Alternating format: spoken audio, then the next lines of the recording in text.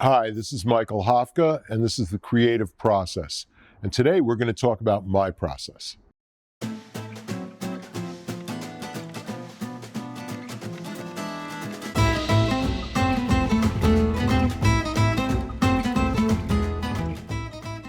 So we're sitting here in my studio in Brooklyn, and I want to explain a little bit how I work.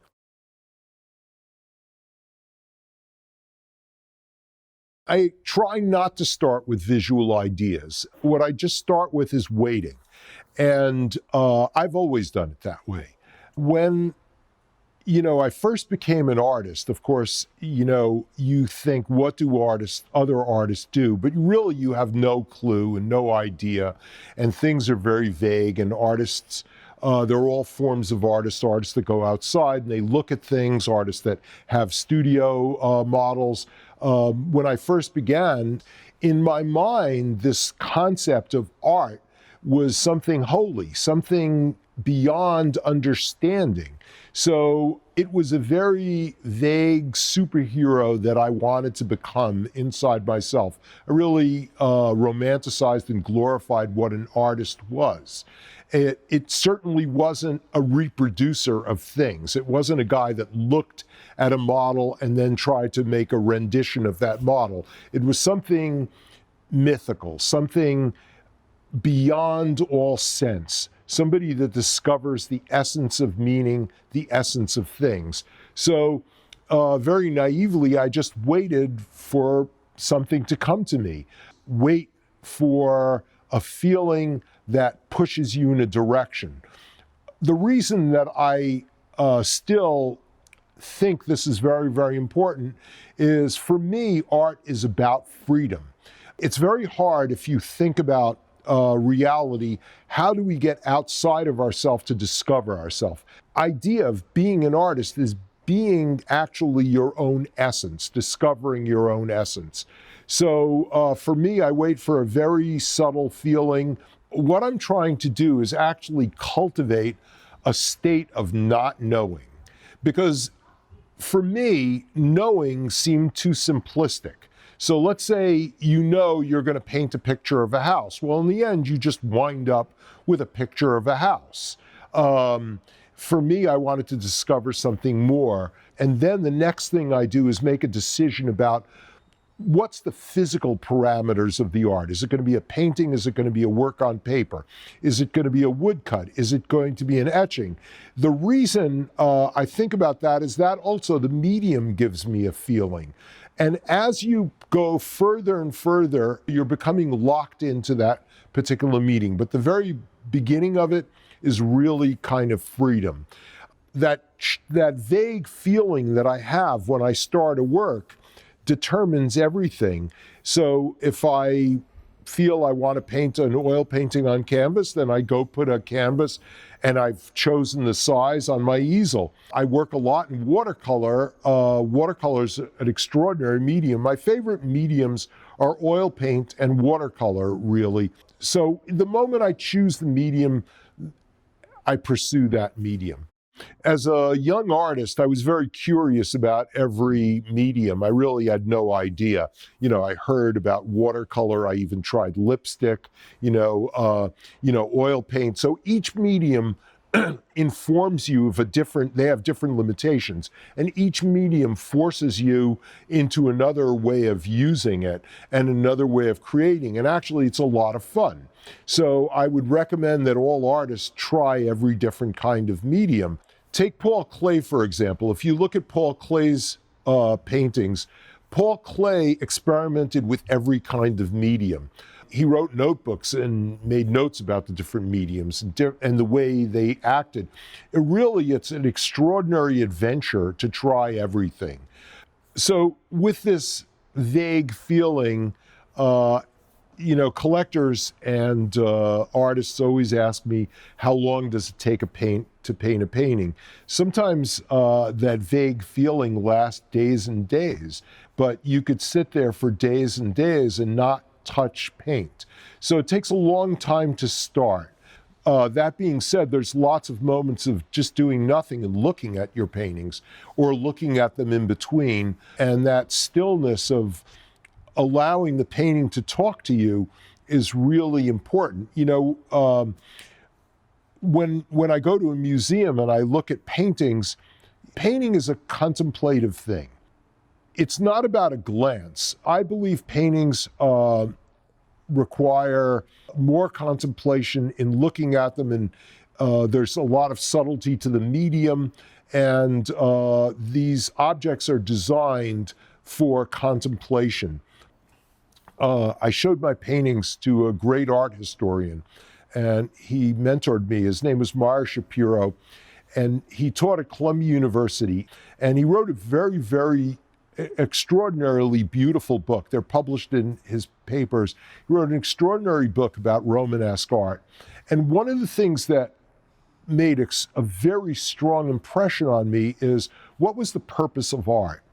In the days of Romanesque art, and later on even in the Renaissance, art functioned to inform the public of deep spirituality that was acquired through contemplation.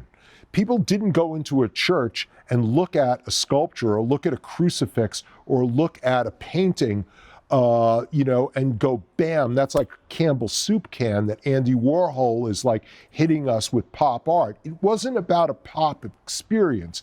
It was about a deep experience unfolding in you of understanding salvation, of understanding sin, of understanding the universe. Art is still a deeply psychological process of trying to understand the unknown, and that is acquired through contemplation. It takes time.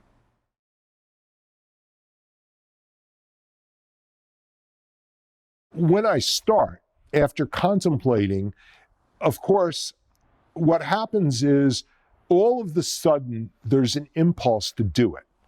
And there's kind of an enlightenment. You can do it. You're in it now. You go with it.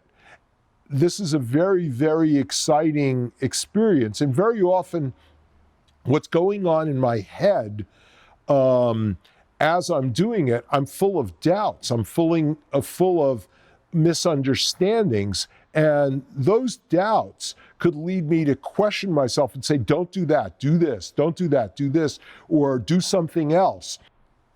As I'm working, I'm in a state of flux. Everything is constantly changing, and I'm trying to simultaneously understand and not understand. I want the unknown. It's all about contradictory feelings.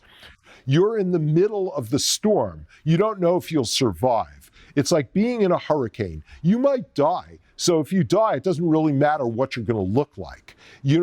After the storm, there's a whole other story. If you survive the storm, you could decide, well, the next house I'm going to build, I might build it differently. I might hire another architect. I might learn something about engineering.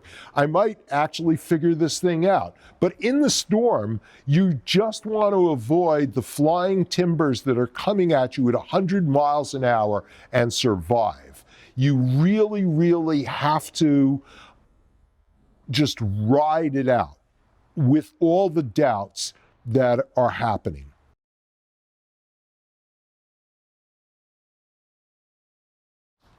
Making art is very different than making other things. Like when you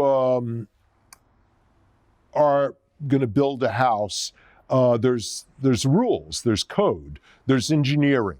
So in advance, you follow certain rules, otherwise the house is going to fall down. Anything that you build has rules. What I want to point out is that making art is an opportunity to not use rules, because you want to risk absolutely everything. It doesn't matter if it's going to fall apart. It's not going to kill anybody.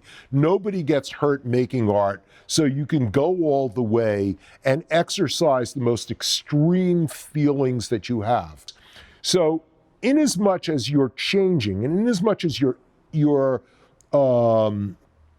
evaluating and trying to deal with your doubts, it's very important to understand this is not about editing. It's not about critical judgment of an end result, because you haven't gotten to the end result. When I'm painting, when I'm working, so of course the whole beginning stage is just feeling, and the whole end stage is really just looking at the painting. All of a sudden I have the experience that the painting is finished. It's a really loud, concrete, electrical feeling that it's done. At that point, I just look at the painting. And there are times when I go back into it. But the looking again is a deep meditation and a deep putting it together. I've often had the experience that I paint the painting, and because I've been doing it, and in the flow, I can't even really see it. So I go for a walk around the block, and I come back into my studio, and I look at the painting, and I see it cohesive for the first time. That's an extraordinary feeling.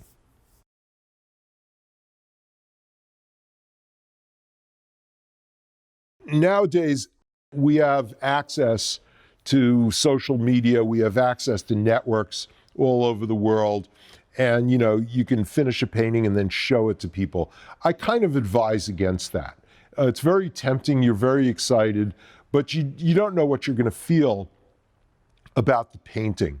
It's a raw state. You're raw from creating it.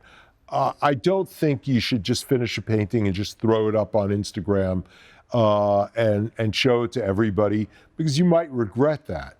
The critical process of being an artist happens after the work, or for me, happens after the work is done. Take that seriously.